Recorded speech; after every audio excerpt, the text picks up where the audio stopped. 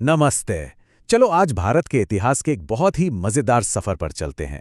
एक ऐसी कहानी जो करीब 200 साल पुरानी है और जिसने हमारे देश को पूरी तरह से बदल कर रख दिया। तो तैयार हो जाइए, चलिए मिलकर इस कमाल की कहानी को परत दर परत समझते हैं। सुनने में थोड़ा अजीब लगता है ना कि दुकान में सामान खरीदने आए लोग ही पूरी दुकान के मालिक बन जाएं। पर यकीन मानिए, कुछ ऐसा ही हमारे भारत में बहुत बहुत साल पहले हुआ था। ये कहानी है कि कैसे कुछ व्यापारी जो सिर्फ व्यापार करने आए थे, वो यहाँ के राजा बन बैठे। तो चलिए इस दिलचस्प सफर की शुरुआत करते हैं। तो ये सब शुरू हुआ एक कंपनी से जिसका नाम था ईस्ट इंडिया कंपनी। और पता है उनका काम क्या था? सिर्फ और सिर्फ व्यापार करना। वो भारत से मसाले, रेशम और कपास जैसी चीजें खरीदने आए थे ताकि उन्हें बेचकर खूब पैसे कमा सकें। उस वक्त तो किसी ने सोचा भी नहीं था कि ये कंपनी एक दिन इतिहास ही बदल देगी। देखिए, इस 200 साल की लंबी कहानी को हम 3 बड़े हिस्सों में समझ सकते हैं। पहला पड़ाव है 1757, जब एक लड़ाई ने सब कुछ बदल दिया। फिर आता है 1857, जब पूरे देश ने मिलकर बगावत कर दी। और आखिर में 1947, जब हमें आज़ादी मिली। चलो एक एक करके इन तीनों पड़ावों को देखते हैं। तो चलिए अब कहानी के पहले और सबसे जरूरी मोड़ पर चलते हैं। ये वो वक्त था जहां से सब कुछ बदलने वाला था। यहीं से वो व्यापारी जो सिर्फ व्यापार करने आए थे, वो शासक बनने का सपना देखने लगे थे। और वो साल था 1757। ये तारीख बहुत बहुत जरूरी है, याद रखिएगा। यहीं से भारत के भविष्य की पूरी दिशा ही बदल गई। इस साल हुई थी प्लासी की लड़ाई। ये एक बहुत बड़ी लड़ाई थी जिसमें ईस्ट इंडिया कंपनी ने बंगाल के नवाब सिराजुद्दौला को हरा दिया। ये सिर्फ एक लड़ाई नहीं थी, इसी लड़ाई ने भारत में अंग्रेजों के राज की नींव रखी। जरा सोचिए, एक तरफ कौन था?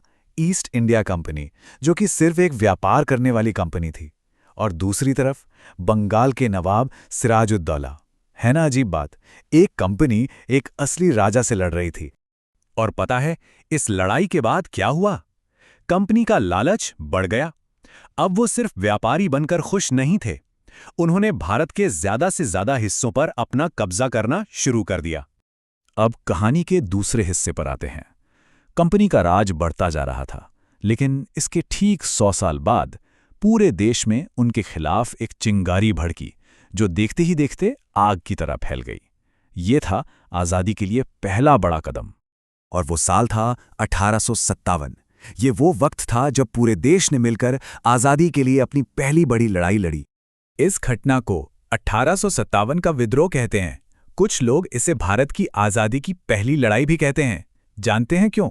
क्योंकि देश भर में हर जगह लोग अपनी आज़ादी के लिए एक साथ लड़ने के लिए उठ खड़े हुए।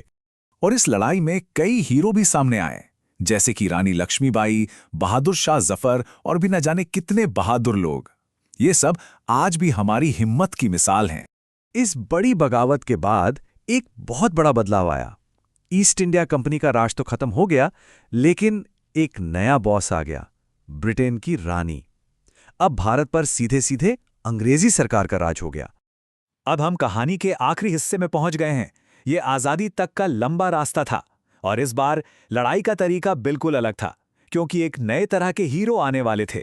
आज़ादी की इस आखिरी लड़ाई को लीड किया एक बहुत ही महान नेता ने, जिनका नाम था महात्मा गांधी। गांधी जी के आइडियाज बहुत ही पावरफुल थे। उन्होंने 3 बड़े काम किए। पहला, असहयोग आंदोलन, मतलब अंग्रेजों की कोई मदद नहीं करना। दूसरा, नमक मार्च, यानी अपना नमक खुद बनाना।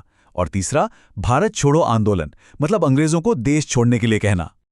और फिर इतने सालों की मेहनत और लड़ाई के बाद वो दिन आ ही गया जिसका पूरे देश को इंतजार था।